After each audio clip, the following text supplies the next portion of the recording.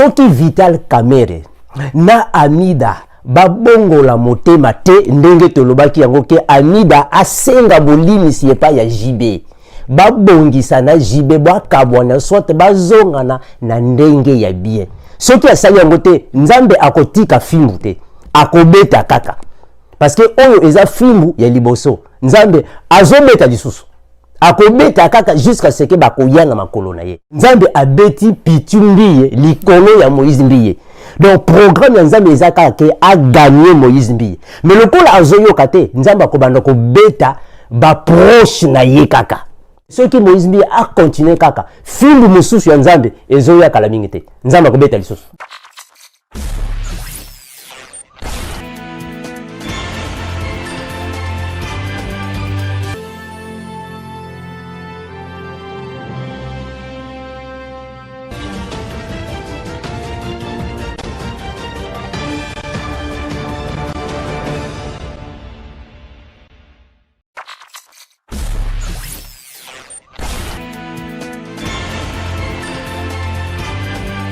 Bonsoir frère Armando. Bonsoir ya Denzolizito. Voilà, bana nzambe bakomona yo lisusu ensemble na ya Denzolizito na semaine ya Pâques. En tout cas.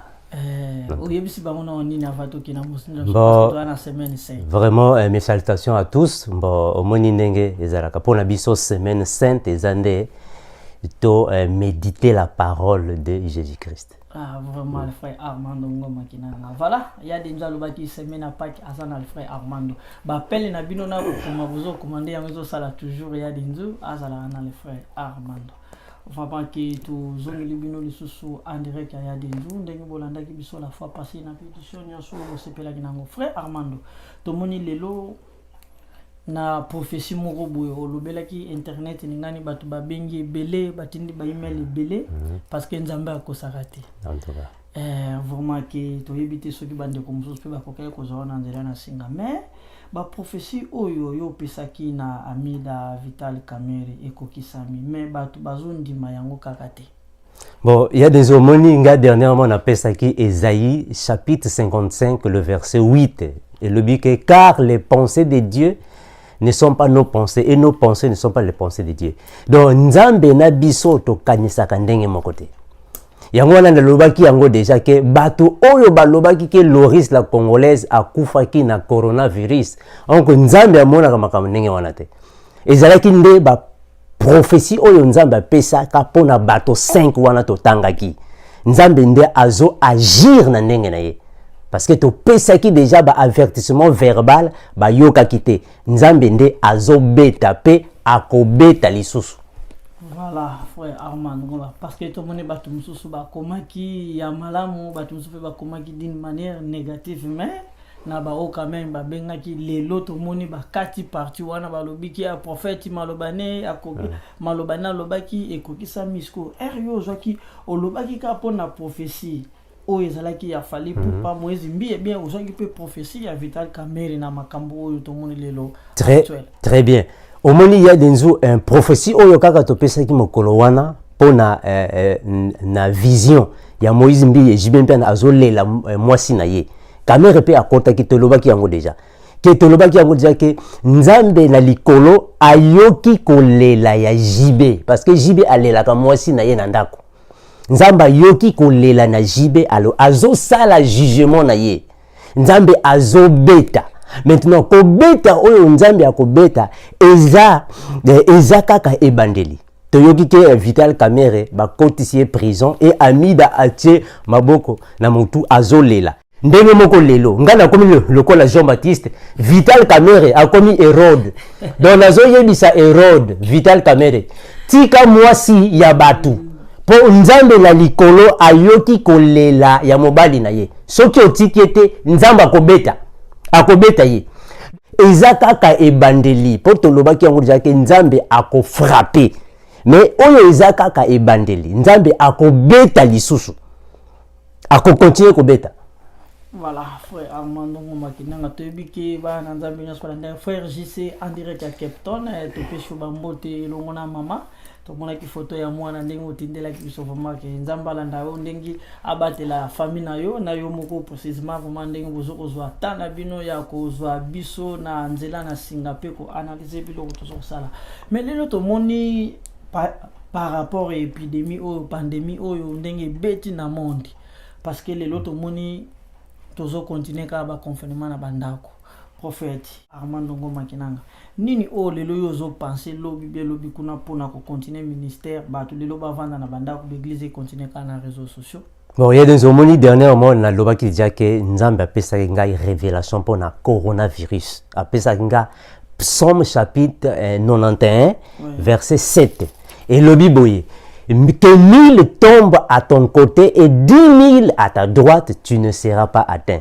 À quoi atteindre yote? Coronavirus n'est kaka to le bien que eza virus oyo ezalaki inventé par Mindele pour ba dépopulariser monde parce que bato bazo comme belé ba dépopulariser monde ba boma batu na kati ya monde mais ba oyo bazana molimo mo santu ba kokufa na corona oyo te ponzambe azobatela bango yango wana lelo toza na confinement en plus ezali préfiguration ya Pâques tozo lekisa nde vrai Pâques po il fallait to kanga bandako toza na kati ya bandako na biso selon makomi ndenge lobi.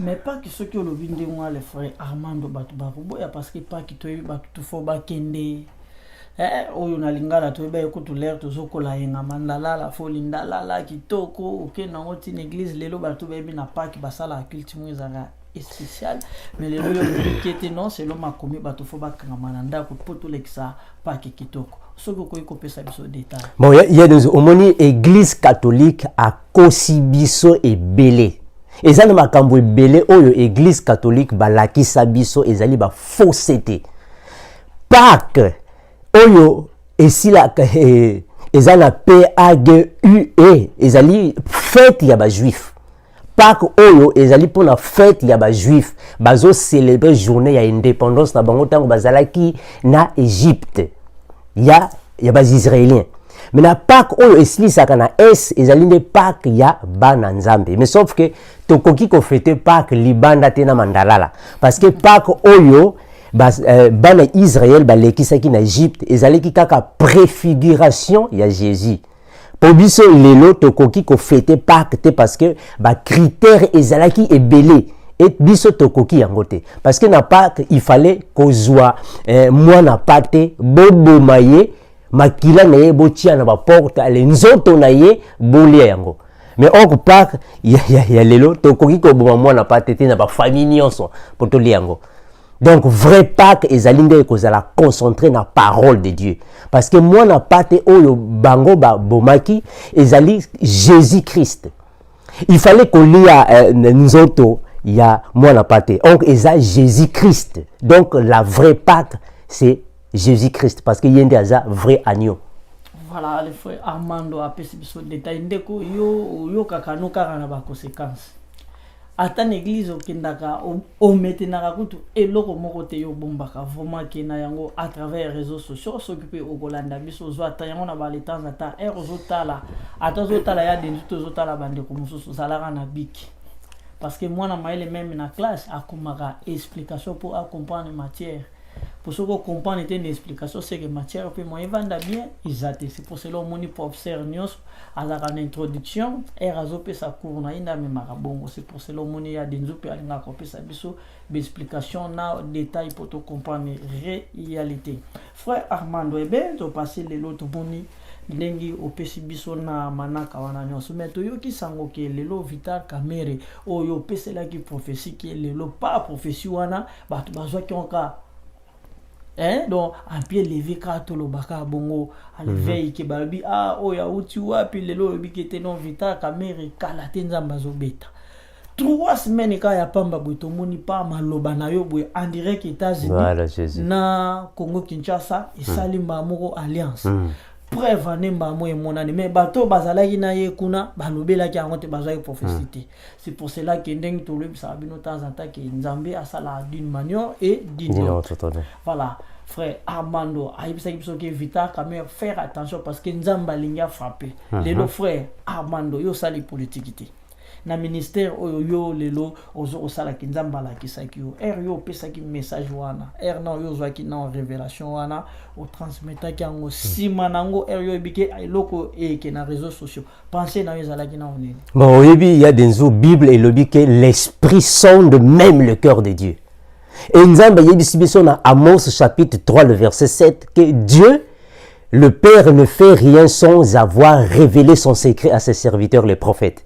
Donc Nzambe akoki ko beta mutu mokote sans que alobango na mosal na ye. Il fallait alobango na mosal na ye aller ako pe sa prophétie. Pour le Nzambe a beti Vital Kamerhe. Pour Nzambe a pesi prophétie. Alobi que par rapport à l'interprétation, il y a prophétie, tu dois comprendre que Vital Kamerhe a joué qui moi si y a JB. Donc ceux qui te suivent Bible, tu comprends que Nzamba loba qui na 10e commandement que okoki kolinga moi si ya moninga na yote. Mais on Vital Kamerhe a joué moi si ya JB. Wana le kambo liboso. Ya mi balé azo sala makambo mabe na kati ya mboka. Alors que ye azo mvoama misusu bazo souffrir. Nzambe ayoka ka soki ozo maltraiter bato. Yango la Nzambe lobaki Vital Kamerhe sala keba sinon ako frapper. Mais malheureusement ayoka kité. Bato bazu yango le kola moi j'ai Nzambe pe a frappé.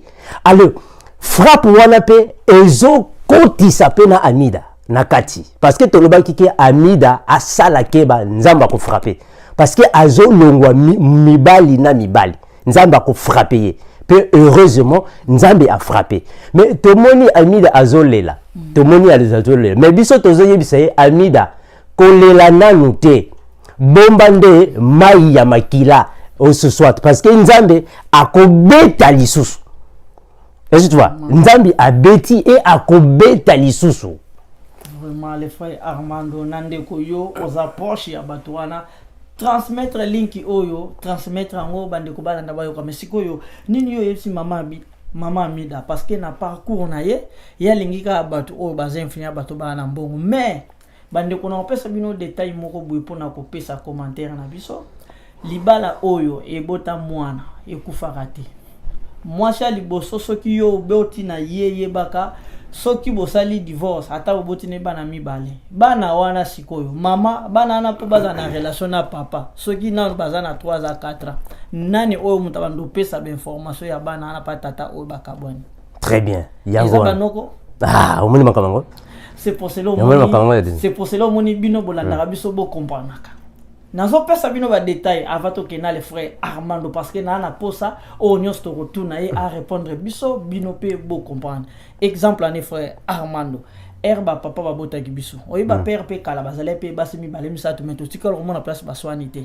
mais au mona moi si papa balaki maman na biso biologique azaki mwana muke mais deuxième femme papa yekozwa aza mukolo ya mère.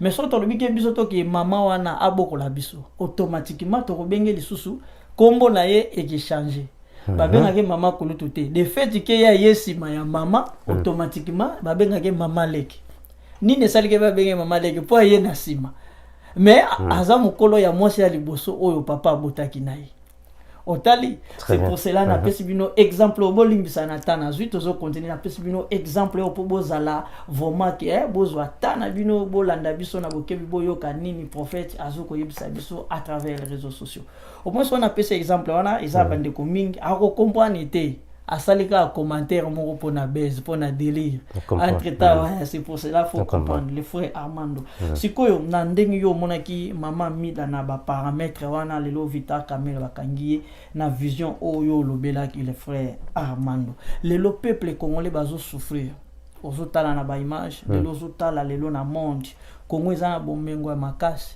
mais lelo bato wana Vital Kamerhe sikoyo frappe oyo Vital Kamerhe azui ya Amida soko ko yebisa biso est-ce que ye penzambe azape capable ya ko frapper les souciers ndenge ba très bien ya denzo très bien to lobaki yango déjà peut toujours répondre yango que Nzambe a pesaki message to pesi ba avertissement ya monoko ya maloba. Ce n'est pas moi qui vous parle, Moi, je ne fais que transmettre le message que j'ai reçu de Jésus-Christ qui est notre maître. Si je suis venu aussi faire cette vidéo, c'est pour vous faire épargner de la mort. C'est pour vous écarter de la voie de la mort. Parce que la mort vient devant vous. Parmi les 10 commandements, nous avons le 10e commandement. Ce qui dit, tu ne prendras point la femme de ton prochain. Tu ne convoiteras point la maison de ton prochain. Voilà pourquoi je suis venu avec ce message. À vous, Monsieur Vital Kamerhe. Mosali ya nzambe nyonso ateyaka na maloba. Me nzambe ye ateyaka na misala. Biso basali ya nzambe toteyaka na Biblia na maboko. Me ogo nzambe ye ateyaka na filmu na maboko. Est-ce que vous avez la différence wana? Nzambe yebisa ki Amida ke atika banzela wana. Parce que zalaki na jibe, akimi jibe, ake na didi kinwani. Nzambe asali ke gouvernement ya Angola ekotisa bango pe en fait ekitisa bango alongo aye na Kamerhe. Nzamba kotisi pe ide wana na gouvernement ke ba kitisa. Est-ce que tout le monde? Donc ici quand so oyo Amida azokende ezo simba kaka te, mais azo comprendre te ke nzamba lingi ke azongela mobali na ye. Maintenant nzambe akoyebisa ye yango te akolobango epa ya musali na ye po ayebisa ye. Yango wana mokolo wana tolobaki ke nzambe akofrape Amida. Et lelo tozolobango lisusu ke oyo Amida azosala tomoni ye aleli, mais alela nanu te po nzambe akobeta lisusu. Tomoni bakobango ndenga se parce que nzambe simbi niza fimbu na maboko na ye akobanda kofia kula kaka akobeta lisusu. Voilà, tozana moi élément moko ya muke, bolana na moi élément oyo bandeko ete ya bino et puis polémique te. Ete ya bino moi élément oyo bokomona na nos réactions ya JB piana na réaction ya Midana Vital Kamerhe bakolanda biso à travers Vérité sans cesse TV, akolanda biso na nzela na internet pe bandeko basilikate amekana akolanda biso na extrait ya vidéo oyo ensemble na les frères Armando Ngoma Kinanga à suivre. Na pembeni na bango radio ezalaki kuna musique ezobeta ya denzo tunanga musique nani? Musique ya nani? JB Mpiana. Souverain premier. Papa chéri. Musique JB ezobeta. JB azoyemba nini? Azolela mwasi na ye Amida. JB Mpiana azolela mwasi na ye Amida. Wana pe eza message nzambe alingi aloba. Omoni nzambe aloba lokola baba. Voilà. Et la kisi ke JB Mpiana alelaka mwasi na ye tango azalaka ye moko na kati ya ndako. Donc nzambe na likolo ayoki kolela ya JB. Amida chature mwasi ya JB. Ye soki abimaki na ndako ya JB na ba nyongo ya JB azongisa. Soki abimaki na ndako ya JB apesaki JB ba promesse atosi yango te atosa yango. Soki bazana problème bango na JB asilisa sinon nzambe akofrape. Voilà. Amida mwasi na ye abongisa na JB sinon te nzambe akofrape. Vital Kamerhe pe atika mwasi ya batu sinon te nzambe akobeta. Omoni na Bible tomoni le prophète Jean-Baptiste bakata ye mutu baboma ye po akendaki koyebisa Hérode, roi Hérode. Yo Hérode ozwi mwasi ya bato tika mwasi ya bato sinon nzambe akofrape tika ye bakate mutu. Ndenge moko lelo ngana komi lokola Jean-Baptiste Vital Kamerhe akomi Hérode. Donc nazo yebisa Hérode Vital Kamerhe tika mwasi ya batu po nzambe na likolo ayoki kolela ya mobali na ye. Soki otiki ete nzambe akobeta ye. Voilà, des retours dans cette plateau qui y a des tout moi élément wana bozui bandeko élément wana ezalipo ete ya biso oye koilinga ekoki pe kokoila yo parce que ce que obanyi makomi nzambe a protéger na ba façon nyonso ata tentation yi parce que mungunia auta libanda te mungunia za proche ndenga na les frères Armando ce qui na comprendre ka ke élévation na ndenge zo kendele mba mungani munaza mungunia na otile bakali pona nini po ye akwea ya on lelo bomoni monde yango lelo ekomi kama mutakala mais so totali na makambo oyo nzamba sali eza président de la république te kolela ya peuple congolais o bazolela na kolela ya JB Mpiana. C'est pour cela bomoni lelo ba acte wane ye eza ya liboso te bomona makambo landaka parce que nzamba sala kana lolingi na le frère Armando sikoyo na batu oyo bapesaka ba prophétie bakoki ko sala nini po nzambe atika kobeta bango omoni soki totangi na Biblia tokoki kotanga na 2 Pierre chapitre 3 le verset 9 kuna ezolobake nzambe azwaka temps soki nzambe ayebisi yo ke nazobeta yo elakisi te ke nzambe azobeta déjà de nzambe azo avertir yo eza avertissement maintenant avertissement wana akozela akozwa ton na ye po yo obongola motema tolobaki yango pe na Moïse Mbiye depuis décembre 2018 abongola motema nzambe azozela donc soki Vital Kamerhe na Amida babongola motema te ndenge tolobaki yango ke Amida asenga bolimisi epa ya JB babongisa na JB bakabwana soit bazongana na ndenge ya bien soki asali yango te nzambe akotika fimbu te akobeta kaka parce que oyo eza fimbu ya liboso nzambe azobeta lisusu akobeta kaka jusqu'à ce que bakoyanga makolo na ye kuna nde atiki vraiment frère Armando est-ce que frère Armando na ndenge ozolo bape parce que bandiko pe bazotala bazoko analyser donc c'est là que moi si oyo nzambe atindelaka souverain premier JB Mpiana eza maman Amida. Voilà, au moment la Bible dit que l'homme quittera son père et sa mère, s'attachera à sa femme et les deux deviendront une seule chair. Soki mwasi abali mobali yambala liboso basali alliance. Ouais. Parce que mariage est alliance. Oui. Très bien. Eza alliance mariage. Ouais. Alors soki molingi bo kabwana, il faut bo kabwana na kinya. Faut pas que problème ezala. Mabe ezande que soki en fait apparemment tout le monde a que JB na Amida ba kabwana na ndenga bien te. Ba kabwana na ndenga malamu te. Parce que tu sens on dirait, on sentir que on dirait amour ezaka kate. Or, ce qui au kabwani na mwasi, il faut pas bo kabwana na ndenge ya bien parce que nzambe alinga ka divorce te. Nzambe za contre divorce. Alors ce qui bo kabwani na mwasi na yo, faut pas que ba guerre ezala. Mabe oyo Amida salaki ezalaki ni ozalaki na JB oyebaki ke Didi Kinwani azalaki vieux ya JB moke lisusu kuna donc ozolakisa ke on dit au fait ozolakisa mobali ke oleki donc ozokende na vieux ya mobali na yo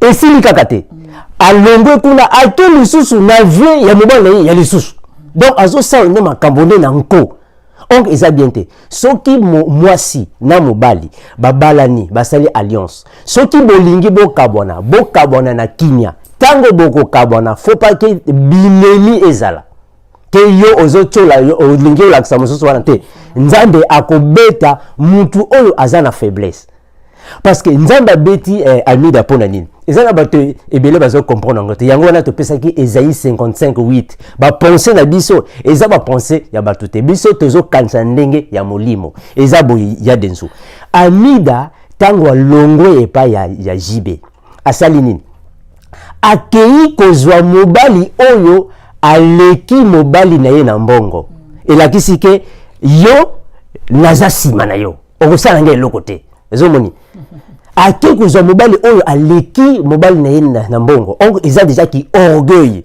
donc la Bible dit que la femme doit être soumise na mobali na ye alongwe lisusu kuna ake na Vital donc azozwa kaka mibali oyo baleki mobali na ye eza donc azokomilakisa na mobali na ye ke ngai yo ozala te naza kaka likolo nzambe nde akolinga yango te donc nzambe akolinga yango te amemion na ndenge ya ko approuver mobali voilà très bien très bien donc azolinga a approuver mobali na ye ke ngana koki kozwa mibali oyo baleki yo na nyonso onge za bongo te mais lelo réalité siko soki total temps oyo yazo sala na bango na temps sala ina JB Mpiana et place ni na sali moi parcours ba mulai bon au fait et pas la JBND au fait à garder foyer et pas JB parce que JB a confirmé bien que bazala makambo belé kuna na parce que il y a des ceux qui ont combo il y a Amida au tiango na Google au tapango popopo Amida et la kisi DS au fait eza nzambe oyo ba na Inde ba bouddhiste ba sambelaka eza kombo ya nzambe oyo ba sambelaka yango wana soki to zongi na sima to komona na chanson moko ya JB Mpiana ya feu de l'amour tango tozalaki na mokili na bato asuso ye ayemba kike alobaki Amida na ye epai na yo na pèlerinage yo bikisanga salisanga donc kombo ya Amida ezali nzambe ezali esprit mobimba donc Amida wana spirituellement parlons azana makambo ebele na sens ya molimo spirituellement parlons na sens ya molimo parce que déjà bango baza ba bouddhiste ba uti na religion wana donc na makambo ki spirituel baza kuna nakati onko nzambe alinginde ayebisa yeke makambo oyo asalaka eza ya malamu te azonga nde na makolo na Yesu asenga nde bolimisi ya pa ya jibe na pa ya nzambe na ye parce que oyo eza kaka ibandeli nzambe akobeta lisusu. Vraiment les frères Armando parce que n'aki kuna bawaya okomela mais ya denzo koma bino botele milika ka mama mbida ezali thèse oyo mutazui révélation alingi à transmettre na bande ko na pambate ayeba pe ko sauver âme na bango parce que mama mbida sokutelo to talibana o sa kolisi eza actuellement bana ya botina JB Mpiana moni lelo na parcours asali na levé Didi Kinwani na Vita Kamere oyo lelo a commis prisonnier bon alobika ke la conséquence conseil mieux que très bien les conseils parce que bato ebele baloba bato ebele pe banyonga lelo so total na parcours ya JB Mpiana ezana baninga mususu pe baboya na bango pe ko fréquenter milliers wana parce que baibaki ya mwana mai na biso ebele pe bapesa bango pe bambongo ba ya kobeta na fête wana baboya parce que batala ki bolingo amour du prochain au bible ezoko côté ya biso o bazo ko enseigner biso bazo ko apprécier biso na ba pasteur na ba serviteur na ba servante mais ata au moins na dit commandement ata 2 ata 3 yo moko l'air ozo ebake bible pekisi boye ozo sala lango nzambe a olimbisa mais so ozo sala likamwana volontairement et puis ça nzambe kanda très bien moni parce que toza batu tozo vivre mais boye baratoza donc de fait que moi et beta biso au moins moi l'air et beta biso. Est-ce que nzamba yoki la biso mawate nani akoyi ko telema 20 minutes atala moy boy azotambola tala moy mutu moko te mais nzamba salaki ba différence wana na tina c'est pour cela moni ndeko na ngai ata pasteur azobeta libako yo ko tala misala na yete yo nde tala sikoyo enseignement na ye est-ce que enseignement na ye yango ezo sala yo ozala moderne. Omoni c'est pour cela omoni qu'il y a des jours alinga opesa moi ba détail pamba to comprendre réalité mais sikoyo na lelo frère Armando to moni ndengi to utaki ko loba susu na Moïse mbiye ke nzambe apesa ki yo révélation opesa ki premier avertissement deuxième yango to kende j'espère qu'il y a troisième épée soki pe écrire to lobi soki parce que soki ça déjà préposition sikoyo to moni lelo Moïse mbiye na kotala boy akufeli grand frère na ye lelo frère Armando leur sentir douleur wana ba les ont dit bato ba lobateke Moïse mbiye alegisiye Moïse mbiye ndekona kufina corona parce que tu éviter frère Armando naliwana yo sentir nini bien yo moni nini omoni ya nenzo ezo sala pasi parce que biso to monaka makamosusu na lisu mosusu bato ne ba monaka ngona ndenge mosusu nzambe alingaki abeta ndeko ya Moïse mbiye te parce que azana problème na yete mais nzamba azana problème na Moïse mbiye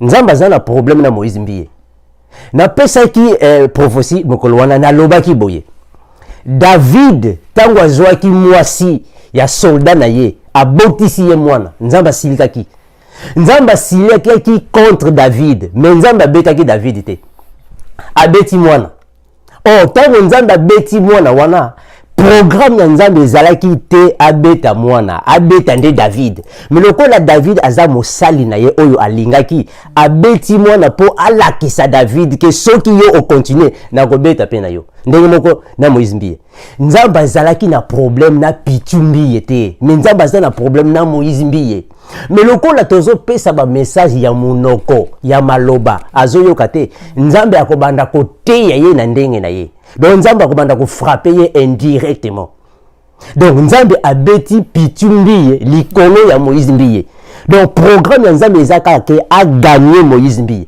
mais lokola azoyoka te nzambe akobanda kobeta ba proche na ye kaka ba proche na ye wana eto zolo bango ke nzambe abeti esili awate akobeta lisusu nzambe azobeta lisusu nzambe akotika jusqu'à ce que Moïse Mbiye akosala repentance sincère akomi mwana nzambe ya solo atiki basi atiki bakisi na ba sirene na ye wana akomi mwana nzambe solo kuna nzambe azwi fimbu na ye atie fimbu pembeni mais ce qui Moïse Mbiye a continué kaka fimbu mususu ya nzambe ezoya kala mingi te nzambe akobeta lisusu. Voilà frère Armando bon eza bateze lelo na otala na eloko lobia na Moïse Mbiye atika banzela ba sirene atika banzela basi parce que lokola alingi kolanda statut wana asalela nzambe amema ministère na solo asalela pe musala na ye wana na solo parce que na banzela na ba à travers ba louange na adoration ba tupe ba koki ko bikisama et pas inaye. Très bien. Mais ce qui est azome mangona zigzag oui na hypocrisie donc c'est que nzambe azape capable ya ko frapper. Ya ko frapper. Tolobaki yango ya denzo mokolo wana tolobaki yango ya nzambe ko frapper. Voilà, to transmettre parce que ba téléspectateurs ba Holanda ba parce que ba tumusu ba ozwango d'une manière négative. Ah mais ni frère wana ngaka ko s'en charger na ba musicien alinga ko s'en charger na ba tout non. Nzamba sala d'une manière d'une d'autre. C'est pour cela monique et ça roi yo za na problème na yo.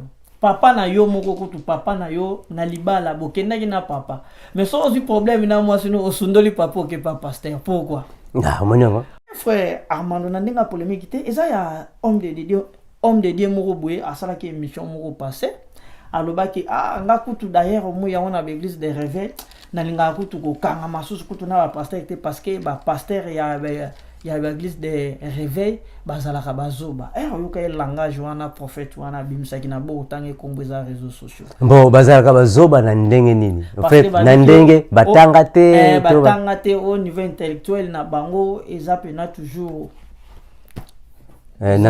bon il y a des homoni lelo ba pasteur ebele ba tout ici bandime ebele mabako par rapport ya ba comportement na bango na etamboli na bango ba fruit na bango bango ebele bakoma bafo bakota ebele donc yango wana soki lelo omoni mundimi azoboya ba pasteur kopesa etorte dimba azana raison parce que bafo bakoti ebele mais enseignement na ba prestation de temps en temps bazoko enseigner mais yango wana le problème est que yango wana toloba toujours que kokende église et la kisite ke komi chrétien te kosambela et la kisite ke komi chrétien baye bakaye soki ozoto sa 2 Corinthiens chapitre 5 le verset 17 kuna ndete uyeba ke oza chrétien parce que chrétien eza muntu oyo atambolaka na sanctification. Et voilà ndete benga chrétien. Mais très bien. Ozotia on pratique la parole de Dieu. Kuna ndete bengi yo chrétien. Mais ceux qui ozo kende kaka église, mais oza kaka ndumba, oza chrétien te? Oza chrétien te, mais to bengi croyant, oza croyant. Parce que croyant na chrétien baza ndenge mon côté. Croyant eza mutu oyo andimelaka nzambe, mais atosa kama nzambe. Atosa kama malobate. Donc chrétien eza mutu oyo avivaka selon image ya Jésus. Est-ce que tu vois? Il y a des pardon là. La lien quand natanga là Moïse Mbiye, Moïse Mbiye verset là nazana 2 Pierre chapitre 3 le verset 9. Na autant repona Moïse Mbiye. 2 Pierre chapitre 3 le verset 9. Je lis au nom de Jésus. Le Seigneur Dieu ne tarde pas dans l'accomplissement de sa promesse, comme quelques-uns le croient, mais il use de patience envers vous. Ne voulons pas qu'aucun périsse, mais voulons que tous arrivent à la repentance. Et le but que Nzambe azwaka temps, Nzambe azwaka temps ya kozwa patience na ye. Na mutu oyo azotambola mabe. Nzambe alinke mutu masumu aya na repentance. kuna nde nzambe akotika ndenge moko na frère Moïse Mbiye tozo pesa ba message belé azoyoka te nzambe azo continuer nzambe azo zela ke ayande epai na Yesu na ndenge ya solo tolobi yango pe tozo bandela yango ke liwa ya pichumbiye ndeko na ye ezali kaka avertissement ya nzambe nzambe apesi avertissement vivant tolobaki yango déjà ke biso tozo pesa ba avertissement verbal ya monoko ya maloba nzambe ye moko akopesa ba avertissement vivant akobanda kobeta mena ya Moïse Mbiye oyo ezakaka ebandeli donc soki Moïse Mbiye alelaki yende tozo yebisa nde abomba nde maya niso na ye po akolela lisusu parce que nzambe azobeta lisusu ako frapper lisusu ndenge moka na Amida Amida alela nante po na moni na TV atima maboko na mutu alela nante ezaka ebandeli nzambe voilà nzambe pe akobeta lisusu il faut nde bango nde baya na repentance ya solo po nzambe azwa fimbu na ye atia pembeni. Voilà mama Amida soki bokomemela ye image oyo donc ba million okotondi sango ndako mobimba ekosila mais kozala na vie mutapesa ka vie ezaka mutu moko po oliambongo wana eza nzambe mais ako kitapeka pe boye pete pa na yo pate ya des fois pe à côté ya ndenge les frères Armando a expliqué biso beaucoup ka ko transmettre en panesco les frères Armando nini lelo komi ko sala ke lelo basi mingi bakomi ko boya na ba so lobika ngana za évangéliste ngana za bishop ngana za pasteur boye basi mingi bakomi ko boya dira quoi mais makambo na biso ti biso basali ya nzambe ya lelo nazoloba biso na sens que na mikotisi ponga pe na za serviteur de Dieu.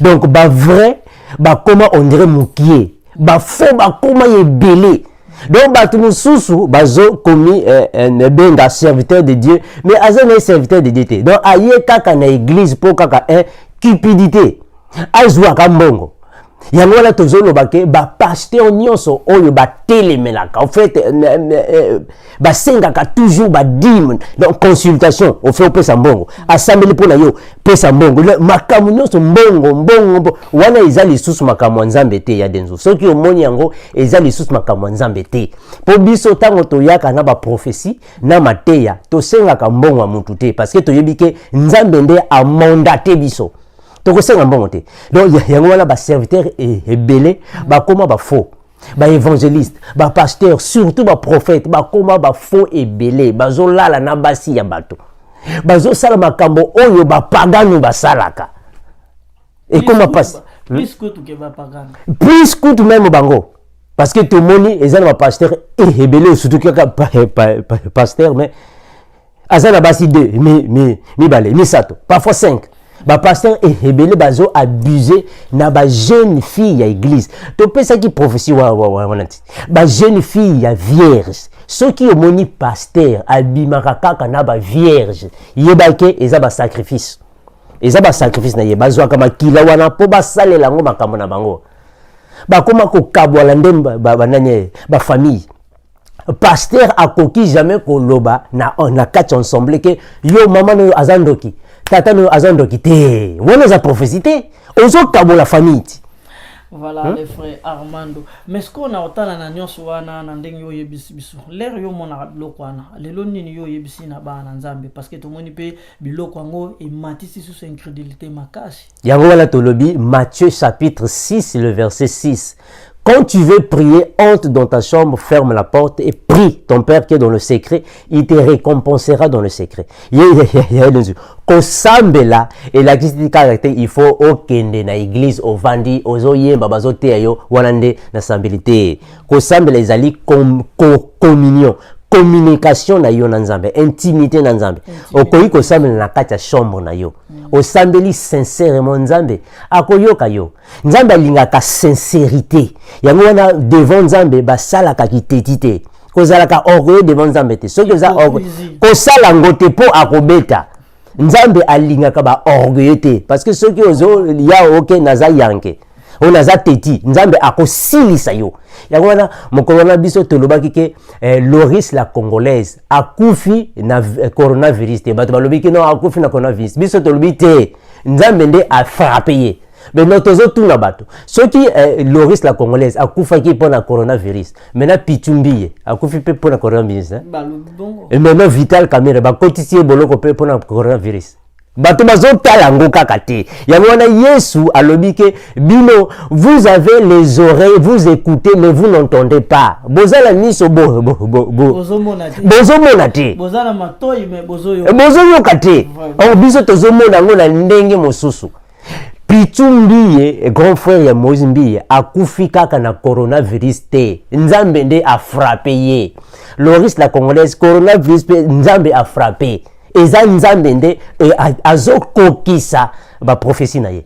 Voilà lelo na kotala epesi pasi na famille Mbiye kozanga ya mukolo bongo o ba contacté bon bato balobi coronavirus parce que actuellement tu yebi ke ya onde mutezo boma na musuni oui na musuni mais na molimo eza makamososo très bien na molimo eza makamososo vraiment yo kolanda biso boko mandenge boko makawana bobenga pendenge bobenga kaya dinzu aza legible ya kuzongela prophète évangéliste oyo bulinga mingi na kolanda oya dinzu alandela biso mais ce que les frères Armando lelo totali ndengo tukolobela pona coronavirus makamwanya sutolobi meto koti mamoko semaine ya fête ya Pâques siko yo moni semaine oyo ndenge nini parce que semaine o actuellement batu toyebi batu ndenge ba se préparaka nzamba mimie biswango ko banda mois de mars oyo tobenga ngo mois de femmes oyebi ba célébrer yango te ba célébrer yango te ata yo nanda ko mimelangi mama cadeau te parce que coronavirus ya denzo pa memaki te parce que ba na ba conformément au que sombelo kwa kitoko pa mama ndenge bon ya omoni peut-être na ko scandaliser yo ou ça na ko scandaliser bato oyo baza na ndako mais oyo bazolanda biso Pâques oyo to lekisi oyo o soit to ko lekisa lobby dimanche ezali meilleur Pâques banda mukili e banda ti lelo meilleur Pâques nde ya lobby oyebi pona nini po to kokisi ndenge nzambe alobaki confinement Pâques oyo bana Israël basalaki na Egypte nzambe alobelaki bango ke bokota na kati ya bandako bokanga bandako mutu moko te abima eza ndenge moko tozosala lelo okopi abso verset biblique parce que bande ko mususu ba omona ka lever boy atala wana donc bakoki kozwa ngo na Exode bazwi chapitre 12 verset 1 ti la 15 bakiti kuna bakomona ndenge nini nzambe akendelaki na bana Israël ayebisaki bango ke nazobeta Egypte mobimba babengi yango 10e plaie nazobeta Egypte mobimba donc ba premier nyonso na koboma bango mais nzambe nde akotinda nde l'ange de la mort po aboma bango mais bino bana Israël bokota na kati ya ndako bokanga ndako na bino boboma nde nyama makila na ye botia na balento na bapoto tango ange akoleka akomona makila akosala eloko te aleki na ye ndenge moko biso lelo confinement oyo ezo faciliter makambo ebele parce que eza na bibali mi ebele babanaki lisusu kolia na bandako te ifale bakende kolia na ba restaurant donc nzambe nde ayibisi bango bavanda na bandako na bango na basi na bango ya denzo po babima te donc Pâques nde tozolia nde yango oyo maintenant agneau oyo babandaki kolia na to ya Israël na to ya biso oyo agneau ezali Bible maloba na nzambe makomi nde ezali vrai agneau yango wana Jean-Baptiste tango bandaki ko baptiser ba pharisiens Yesu azoya alobi voici l'agneau de Dieu qui ôte le péché du monde donc vrai agneau ezali Yesu et biso tozolia nzoto ya Yesu ezali nde maloba tozomela pe makila ezali nde maloba na nzambe. Voilà, que yo olingaka mingi kokomela ya denzu ko tindela pe ya denzu ba question na pesi sandi affaire abengaki biso na émission na ye oyo wana alandaki biso na pesi bambote mais le frère Armando eloko yo lobike banda lelo toyaki na mokili mama boti biso nyonso moto na moto ayebi age na ndenge lelo to lobela actuellement donc pendant le temps oya komi nango meilleur Pâques o tozo ko fêter nde yango meilleur Pâques na biso bakte nde yango parce que Pâques ya biso ba chrétien nde yango parce que Pâques ezalaki na temps ya judaïsme judaïsme ezalaki nde bokoko ya ba juif bango nde bazalaki na Pâques wana biso ba chrétien tozalaki na Pâques te wana dans l'Ancien Testament. Wana nde na ancienne alliance, na ancien testament. Pâques et bandaki kuna. Biso ba chrétien tozalaki na Pâques te. Mais na Yesu nde a participé na Pâques pour accomplir la parole. Yango wana na croix alobaki tout est accompli. C'est ce qui veut dire qu'il a accompli en gros. Alors, ceux qui te suivent Bible dans Romains, chapitre 10, le verset 4, Jésus-Christ est la fin de la loi. Donc, Jésus a soukisa la loi. Donc, Pâques na biso ezande, to vandi nandako, tozo tanga Biblia, tozo lobande makambo ya nzambe, tozo kumisa nzambe, tozo yemba, wanande Pâques ya ba chrétien. Ezate ke ozu mandala la, ozo tambola na ba bougité parce que na Pâques ba critère ezalaki ebele soki to zuba critère wana to ko kangote parce que il fallait ko bomaniama, il fallait ko zomakila kotia na ba porte, il fallait ko zala na nzete na maboko, il fallait ko lia na butu, il fallait ba critère ezalaki ebele. Donc biso to ko kana ba critère wana te parce que to zana niama ya ko bomate niama na biso ezande Biblia. Donc c'est pour cela que le baki donc na 2020 nde nzambe sikoyo abandi sikoyo ko lakisa biso misala na ye parce que biso tozoto sate. Non yango wana. Omoni ya denzo mokili oyo ezana suka. Ezana suka mokili oyo. Yango wana nzambe en fait Yesu avant que aya kozwa église, il faut nano préparer église. Et ça quand le kola yo oza mobali ozo sala mariage. Na mariage wana moi si il faut abongama, il faut atia suki na ye, atia ba mesh na ye, atia manzaka makoma, tu vois non, ba maquillage. Pour mobali azoya, ndenge moko na biso na Yesu. Yesu azoya kozwa église moi si na ye. Donc il faut na moi si abongama. Ko bongama wana elakisi ke batu nyonso oyo ba vivaka na loyenge. Nzambe akobeta moko na moko. Batu nyonso oyo nzambe alingaka bango akopesa bango ba message ke yokeba nazoya bongama. Soki ozo bongama te akobanda nde ko beta. Yango wana tozolo bango toujours ke nzambe akobeta ba oyo ya yete e akotika ba oyo na ye po kala mingi te Yesu azoya kozwa mwasi na ye. Voilà que le logo zo landa biso penza lisusu ya denzu alobi boy na 2020 oyo tozomona makambo parce que nanu kutu to komi na 5e mois te ko bandaka janvier ti o le loto komi na 4e mois tozaka na 120 jours si je ne trompe pas, donc 126 oui à 128 jours. Mais est-ce que au moni lelo erto traitant mikanda so traitango value dinango ba pesa biso ya defa mikanda mingi ba pesa biso monango ezaka 9 mois et ba pesa biso 3 mois pour na 90 jours.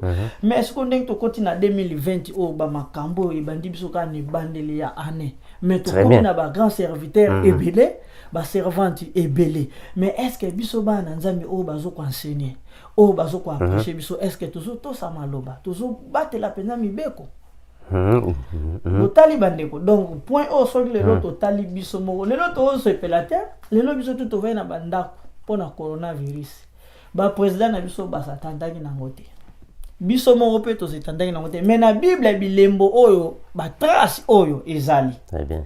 Mais to zona biso rata ya Facebook ya ok pena na bibliothèque boke na librairie o vandi pena 4 heures du temps tata oyebi ke na minute au frère mo boya boaki clip moko boya oyebi frère nani okuta boaka ki distraction biso lelo to lingi na biso lelo distraction attendez to lo baboy o mona batu musu ndenge ba commenter mais soki ezali ka ke lelo ya denzu azali na musicien moko na bo tanga comme po ba mona ya denzu a se charger na pour biso lelo to linga mingi art capella de fait que yo sala art capella te ozoko transmettre message batu ba monoka ndengwa na kaka ba monoka ndengwa na kaka.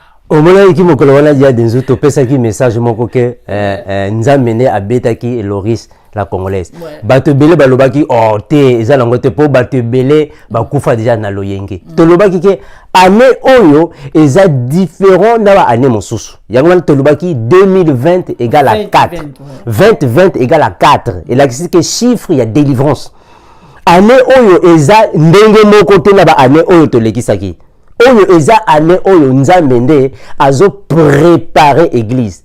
Donc bato nyonso oyo baza na distraction bayeba ke kala mingi te Yesu azoya et jugement na ye ezozala bayeba ngo déjà. Voilà, donc 20-20, on a donc tout le monde bien au 4, donc c'est qui au divisant par 5. Oui, donc parce que pour ceux qui ont 20 divisé par 4. Non, non, au fait, au moins, ceux qui te le dit, 4, il a dit que tu as kaka 2, wana, na 2, tu peux yango 4. Parce que dans le monde spirituel, ba chiffre ezalaka na signification. Yango wana lelo ceux qui au na Congo Brazzaville, na Pointe-Noire. Ceux qui okuti mutuka na immatriculation ya 777. Il a dit que eza mutuka ya Vincent Gomez. Mais or 7 wana ezali préfiguration. Au fait, ezali 666 mais ba balusi yango. Alors ceux qui ont le limo me sentent au comprendre te. Parce que ezali 666 mais ba balusi yango. Yo kan c'est qui comme préfiguré. Et comme 666 qui satana. Ya pamba te au mona ka ba nani ba musicien ebele ba yembela kaye Vincent Gomez. Parce que ba chiffre wana ezali na signification. Et ça la signification. Yango wana Yesu alobaki au fait Nzambe alobaki que il est 3 fois saint.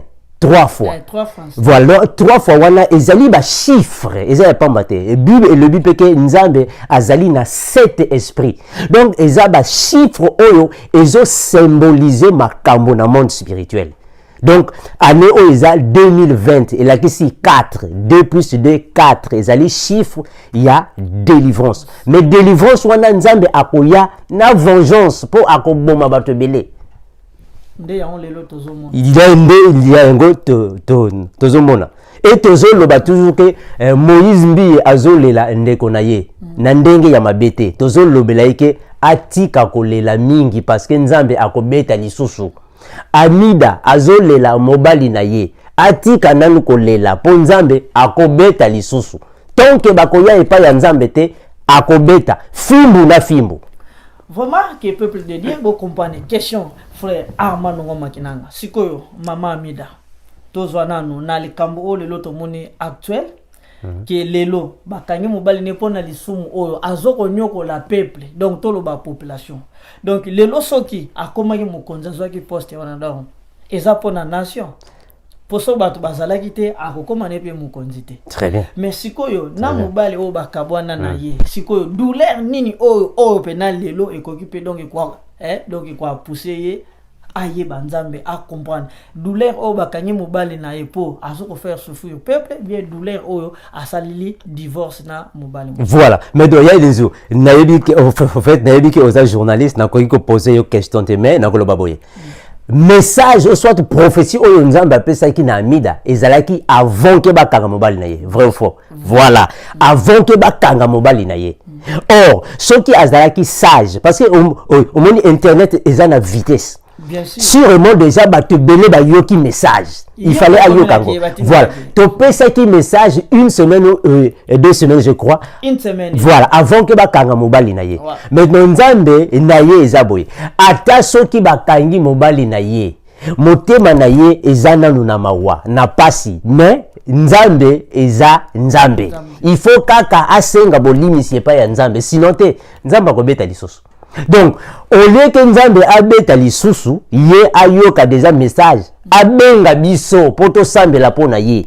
Ce qui possibilité ezali. Ce qui akobenga biso te na Congo, basali ya nzambe bazali, aluka bango basambela pona ye.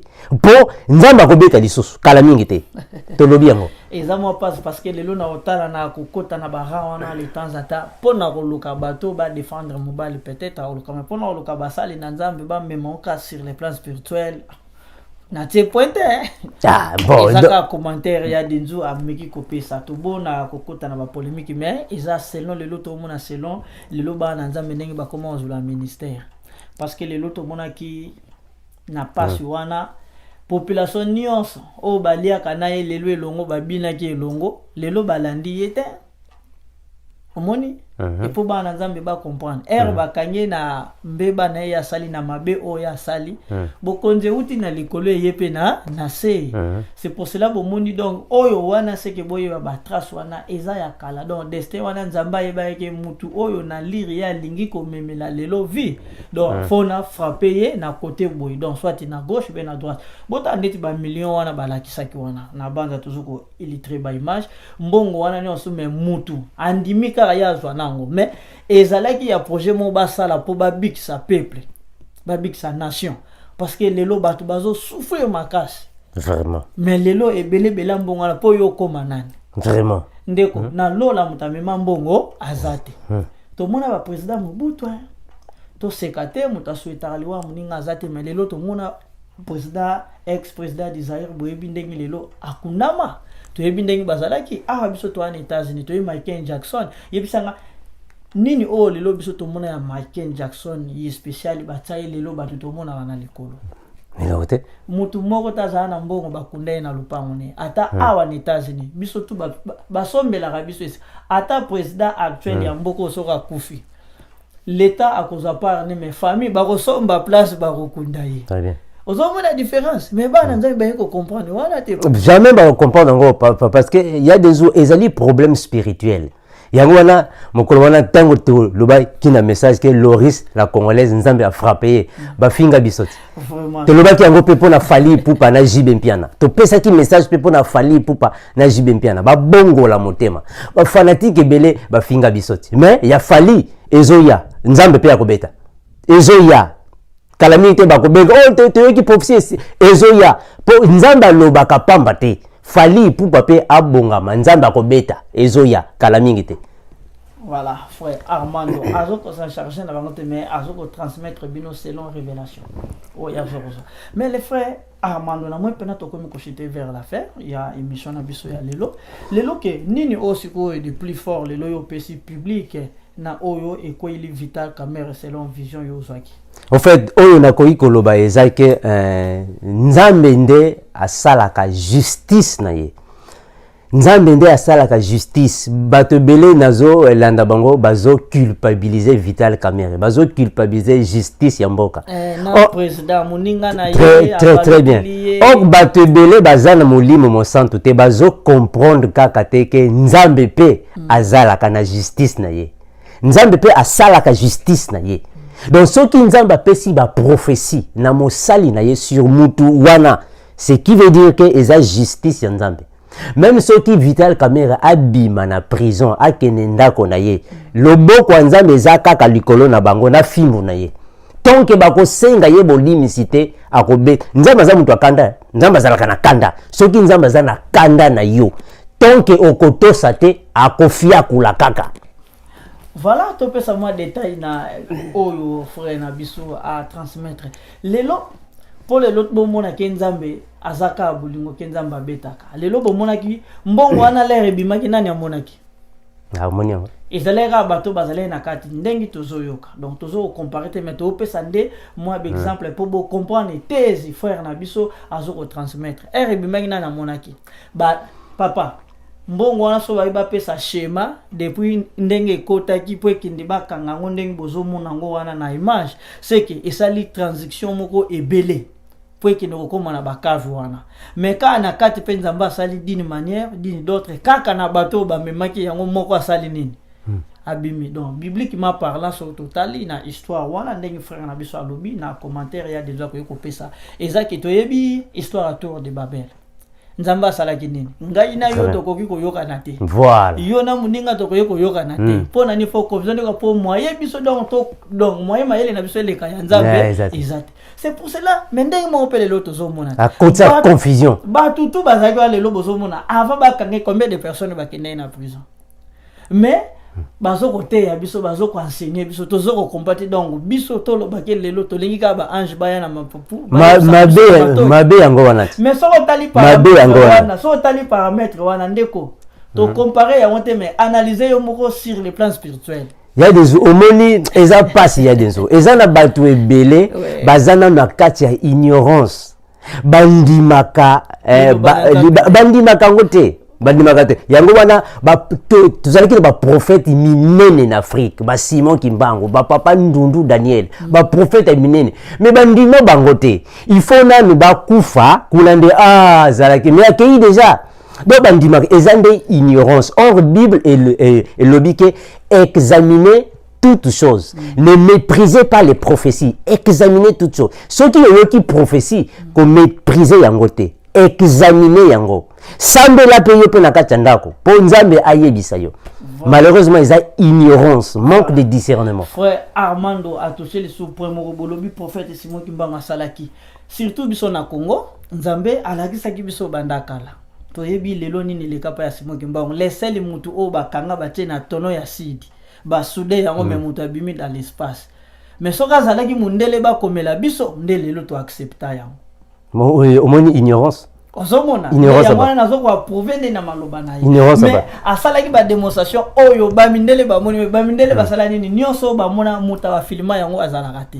Preuve aneke lelo totala. Oyebi prison ba salela kai mulai na izalaka soki 1 mètre 82 bien 74 oyebi prison ba tchakaye azaki mukuse avanda te ni te mutu atala rete mutalia kate avanda ka wana ka ye moko bayebi ka ke est-ce que yo lelo so bati o bon même lelo pena boina fraternité na yo ozala sur 5 à 10 ans ke koka mais mutu alaksi yango na ba mindele pona ko sauver bino boye parce que nzambe alobaki boye na ko tindela bino musuni oyo akosala nanga elongo siko musuni ezana ezabino ba serviteur. Très bien. Au moins ignorance place ba mais bato ba comprendre ngo kaka malheureusement lelo kutu ba ne ba bamba mabanga ministère na ye kutu lelo bato ba mona ngo kabwe mais oyo ba yela biso e wuta pa ya bato ba yela biso.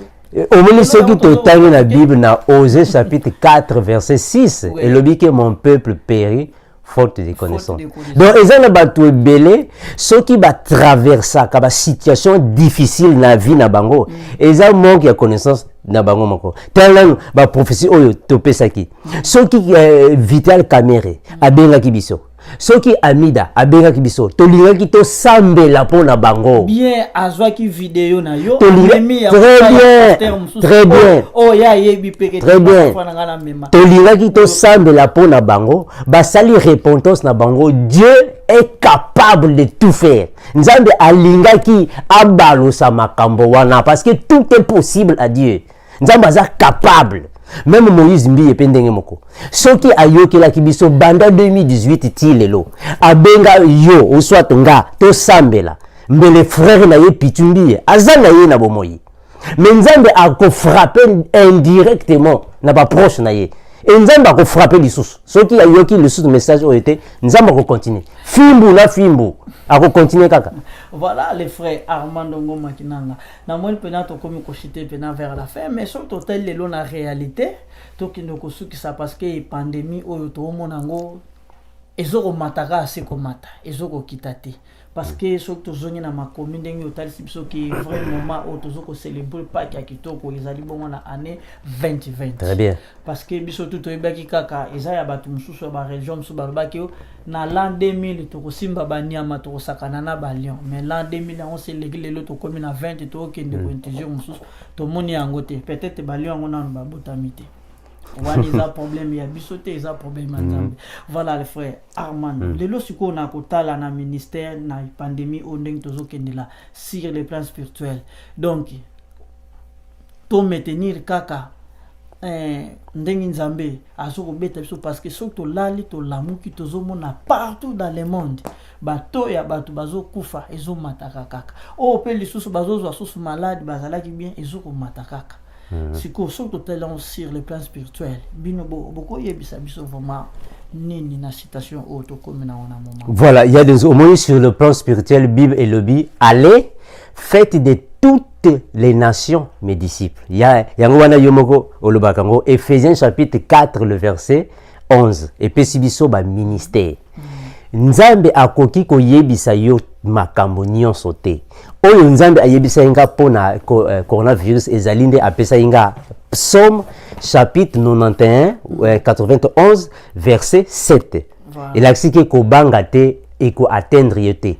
Mais pour na coronavirus eko sila mokolo nini kuna nde nzambe na pesanga prophétie wana te. Nanu na zwa prophétie wana te. Mais nzambe aza capable a pesa prophétie oyo na batu mususu parce que ba serviteur ya nzambe baza ebele. Mais nga oyo nzambe ayebisa inga ke ne crains pas, tu ne seras pas atteint. Yango wana nde nzambe ayebisa nga. Voilà, lelo frère Armando apesi biso na yango. Mais sikoyo tomoni pena to komi na suka émission na biso. Lelo tomoni ba sujet mususu bimi biso tout. To se contacter lelo matin ya to bando zango à travers ba réseaux sociaux. Parce que eloko to ebeka ya moto ya batikela biso to lokana nyonso na vie na biso eza Bible place makomi ezali. Mais lelo réseaux sociaux et ça li part. Mais est-ce que bana nzambe baza pe dine lelo ya rejoindre ti bofrandi ba dimi na bango batinda yango à travers réseaux sociaux ou to za na ba application moko bo mutako sa la transaction à propos ya offrande ou dîme? Non, il y a des voilà les infos. Au moni Bible et lobby, vous avez reçu gratuitement, donné aussi gratuitement. Liloba nzambe bateka kangote. Eza lokola awa tozoteya. Tozo pesa ba prophétie, tozo pesa connaissance. Allez après non bo pesa biso mbongo. Te le banzambe eza makama mbongo te. Soki olingi osunga ndeko na yo, osungiye. Mais ko senga bango mbongo te. Lilo banzambe basenga mbongo te. Yango wana lelo ba serviteur de Dieu ebele ba kotisi ba fausseté na église ko senga ba mbongo. Mais lelo ekomi en vie. Ezalaka te. Mais dîme, n'a pas ça qui déjà un enseignement sur dîme. Dîme ezali ombre des choses à venir. Dîme, les lobbies sont chrétiens, to koki ko pesa dîme te. Parce que ceux qui te zongi na ancienne alliance, to mona ke dîme, ezalaki biloko ya kolia. Ezalaki mbongo te. Voilà premier point. Ezalaki mbongo te biloko kolia, premier point. Deuxième point, dîme babandaki ko pesa ngona ba pasteur te. Po na tango ya Moïse, ba pasteur bazalaki te. Ezalaki kaka nde ba sacrificateur. Bangonde babandaki nde ko pesa bango biloko kolia. En plus babandaki ko pesa kaka na batu oyo babotami na famille ya Lévi. Lévi ezali tribu, ezali lokola na Congo baluba. Batetela eza tribu na Israël pe eza tribu ba Lévi. Alors ceux qui yo oza Lévi te bakopesa yo dîme. Alors lelo mwana nzambe nyonso aza sacrificateur. Donc moyen kopesa dîme eza te. Donc to koki kopesa dîme na église te ou soit ko futa ka dîme parce que ezaliki kaka l'ombre des choses à venir. Eza makama mbongo te. Liloba na nzambe bateka kango te, basomba kango te, eza gratuit.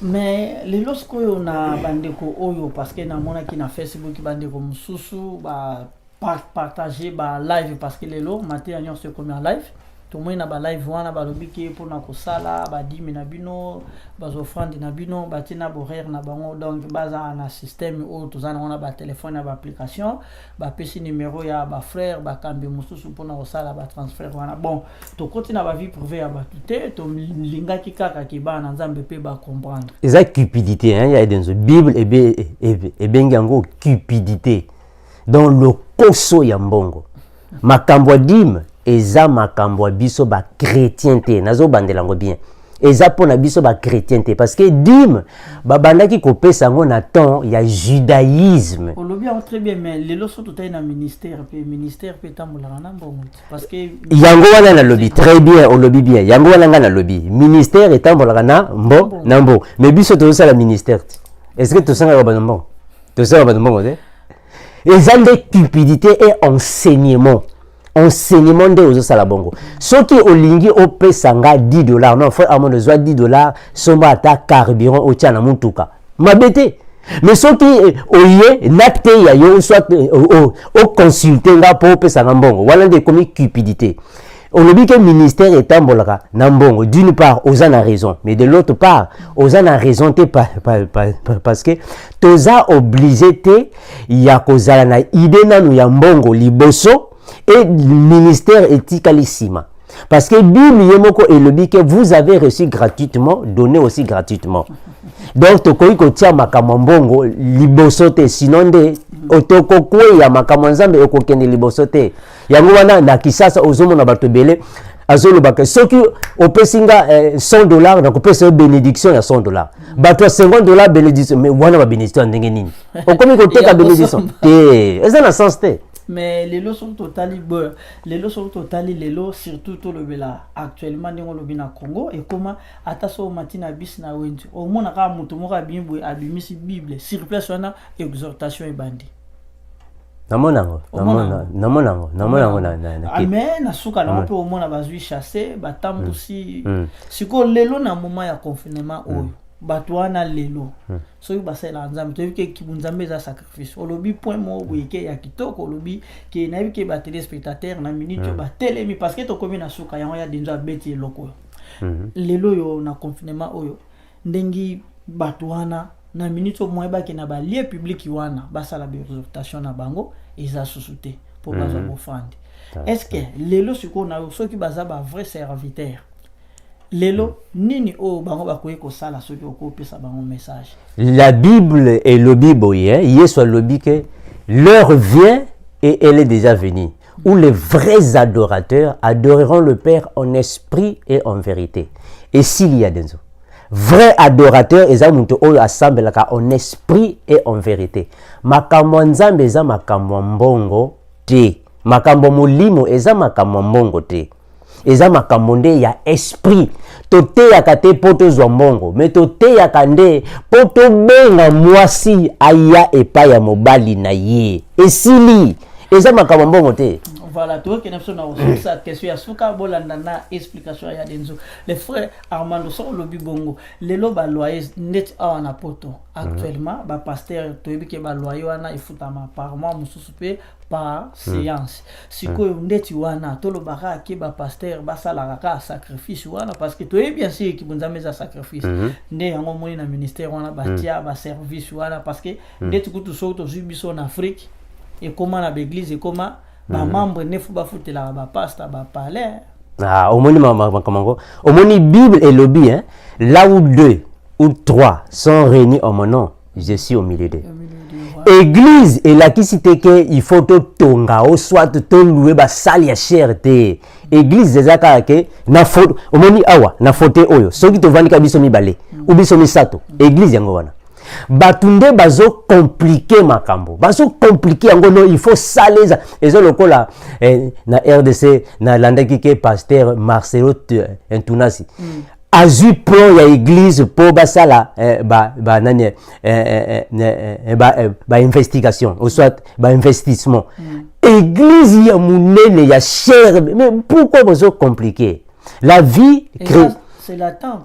Au moni on biso temple et commandé monter ma monte au moni ma yo boy oza temple ngabo nazo temple eza enseignement bato bazo comprendre enseignement te ba oyo bazo louer ba salle po ba komisa ngo ba église to boyité po bazo lukande espace na ndenge ya mabete mais sauf que ekomema bino na ba situation financière ebelé ko compliqué église te zala simple ko compliqué ngote mais lelo ba membre wana ndenge bazo ya po batanza mena bango na preuve bazo pesa pe mbekande yango moni ba pesa ka bongo pe ko tonga église wana eketika la génération des générations le kola bazo tia nzambe na bango le preuve biso baba oyo to sambela ka na ndako tozozo ba prophétie nzambe ndenge pour moi la kende ka église te c'est moi makambo nga na kende ka église te na kende ke pe na ba pasteur te mais ndenge ni nzambe azopesa nga ba prophétie ezokokisa omoni lelo balobaka c'est mieux outa na mabe oya na malamu mais soko outi na malamu ke na mabe po ozonga ezaka mo passe na peso prévané na ebi ke tes jours to ça l'émission moko bo semaine prochaine to lobila ote émission bo zongo ya itoko oyebi les frères na biso cool matope oyebi très bien asala ba kantika kitoko album na liboso azala na Lox oyebi mais lelo signe ya Lox soki lelo yozo yembela nzambe ata pasteur yebisanga pasteur nini oyo yebi lelo azana Lox ndenge Bob Marley azalaki mais soki mutaza déjà kaka déjà na 10 ans elewana est-ce que arozala pe na ba membre a prêcher batu pe ba rolanda bazali ya denzo bazali mais ezala ba membre oyo ezala ba membre oyo baza vraiment ba aveugle ata soki bazomona mabe ya pasteur bazoyaka baza ebele ya denzo bazoyaka mais donc tala na mena premier coup hein to soulever soki bato il fallait ba kende église chaque fois ba ke église parce que église maintenant to comme na temps ya confinement ba église ba kangi yango donc to kosambela lisusu te. Ah, on parce que mais yango wana eza temporaire mais sauf que au moins hein, concentration spirituelle ya mutu et dépendaka na église te kokende église et la kisite ke oza chrétien te église et komisaka mutu chrétien te eza nde molimo nde ya nzambe e komisaka mutu chrétien église eza kaka lieu oyo tokendaka nde to sangana na baninga. Voilà frère Armando oyebi ser na biso moko lelo Cindy Leker oyebi ke azalaki moko abanaki ko yimbela nzambe pa frère na biso tozoko lobela awa frère na biso Cool Matope. Voilà est-ce que siko na tendance lelo so totali lelo po lelo alongwa aya na quartier latin batu musu peut-être lelo ba monango hasard peut-être comportement bien Esaïli o yaza ki omona peut-être ezalaki ya quartier latin mais bazo yemba ngona paramètre mususu parce que soka azalaki bien enseigné tout est possible tu peux que nzamba sala na lolenge ne satana pasa na lolenge ne mais pratika yango akende lelo akende place akenda wana est-ce que place a utaki pe. Très bien ya denso olobi yango bien ya wana ngana lobi bon tela kaka na tokoki Kolobaboy. Est-ce que tango Cindy Leker abandaki koyemba na église est-ce que azalaki chrétienne ou croyante? C'est ça le problème. Parce que yango wana nde tolobi ke différence ezali entre chrétien na croyant. Croyant eza mutu oyo andimaka ke nzambe azali. Ake église andimaka ke nzambe azali mais azana ndumba. Iyo wana tobengi croyant. Aza chrétien te? Chrétien eza mutu oyo avivaka selon l'image de Jésus. Atambolaka na kobanga maloba azobanga maloba na sanctification ye wana nde to bengi chrétien parce que chrétien akoki jamais kotika église ake na musique ya Koffi Olomide eza na sens te aza chrétien te. Voilà to kompena ko chiter vers la fin ndeko yo obenga kamingi ya denzu ozalaka na posa numéro ya prophète j'espère que ba o to ba benga kinga na mito baza contact na le frère Armando bazoko solola ngai nazo sala musala na ngai na sala ngona tendance nyos parce que bande comme tout bato ya denzu otiki no su Congo promo o komino na Congo elengi o komiso su na Verté 116 TV non ya denzu az international. C'est pour cela au monde donc tout ça là-bas différence il y a ba rediffusion partout pour beaucoup kakozwa message.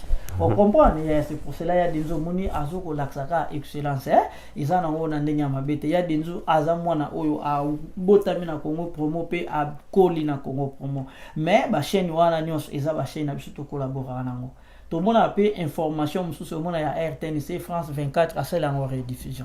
C'est pour cela d'une manière wana ngaki na faire comprendre bande comme ça parce que biso le to comme na monde ya polémique batu babenga ka ya denzu balo babuyi babenga le fo yokutu be mission na yofotika ngona frère denzu tala kutu kuna utakeneki kolobila ne versas na Congo promo omoni ba lanza mining ba voilà le frère Armando so tolobi actuellement na exemple automé ko pesa ya ser na biso Cindy erto moni muninga ne meze 30 a sali repentance na bato ba moni ndenga ya mine Yesu et puis si polémique et puis panique. Très bien. Bato bazunio so ya salaki kalande ba komi ko lobela ba komi ko lax. Est-ce que nzambe akoki ko benga yete?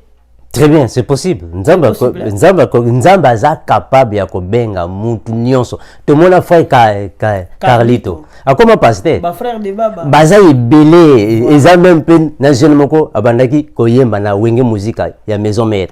Kojak soki Kojak akoma pe mosala nzambe baza ebele bombo Kojak akoma mosala nzambe baza ebele batika vi wana bakoma basali nzambe. Voilà sikoyo na yo ndongo moni meze 30 lelo a sali eloko wana alakisi na biso bato lelo pe tozakati ya kibonzambe sikoyo na Cindy Leker au contacter un jour lobi pe nzambe pa akobenga. C'est possible nzambe nde akoloba omoni soki nzambe pesi prophétie toloba kango toujours mais nzambe nana lobelanga sur Cindy mais c'est possible que nzambe azongisa ye na ndako na ye azongisa ye na makolo na Yesu eza possible.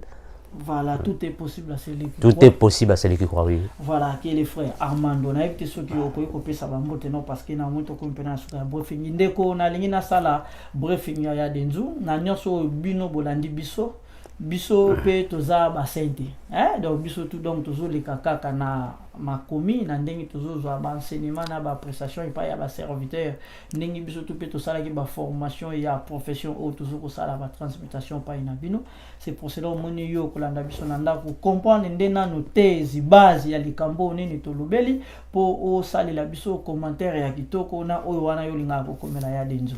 J'espère que le numéro pour mon est affiché. Email n'a pas comme d'habitude. Beaucoup de commaraya des unis avec la raison de la frère Armando Ngoma Kinanga. Dans ce pays, il y a un frère Nyons au Toubouzan à Londres, en Belgique, en Afrique, précisément à Cape Town. Il y a une question au Tindelagi a denzu, c'est pour cela qu'on a Tindagi les sous invitation sous naya pour continuer émission na sujet oyo et pas ya frère Nabiso Armando Ngoma Kinanga. Frère Armando na ke ba nzambe ba opposer des sous ba question na nyonso oyo pesi mettre ko lendi sabango ka comme d'habitude. So ko ko pesa na ba mbote na libota na yo na pasteur na yo pe vision na yo pour na sala se tonga un jour so ko ko yebisa biso. En fait, dernièrement na linga ikina lobaboye pour tosuki sa na lobake ba prophétie oyo nzambe apesaka na ba serviteur na ye po ba transmettre ezande que po bato oyo baza concerné ba yokango soki mutu azana facilité wana bosunga biso bozwa vidéo bo pesa ngo epa na bango po bazala pe na facilité ya koyoka biso bato lokola Fali Ipupa, Moïse Mbiye, JB Mpiana, Vital Kamerena Amida. Ceux qui mutu azana facilité pour biso tozana ba numéro na bango te poto benga bango tozana facilité. Ceux qui mutu azana facilité asunga biso ayebisa bango que ba se repentir pour kalamingi te nzambe akobeta lisusu. Or pour nzambe atika kobeta il faut nde ba ya na repentance sincère. Ya yango wana kana liaki na loba pona sokisa. Voilà que yo olandi biso la question na mususu otindi la biso que ya denzo ayebisi biso na nyonso les frères Armando apesi conclusion na ye na nyonso o esengaki asola na ya denzo que merci na bino tout bozo tia soutien mais bo s'abonner massivement na Vérité 116 TV nde boko za enseignement e bandaka di lundi au lundi nde na kati wana yango wana nde boko zwa nyonso ya na kati za www.Vérité 116 TV. Deso bobeti yango yango donc bo s'abonner vraiment que eza chaîne na bino ou eza ya enseignement beaucoup à travers notre frère Armando Ngoma Kinanga.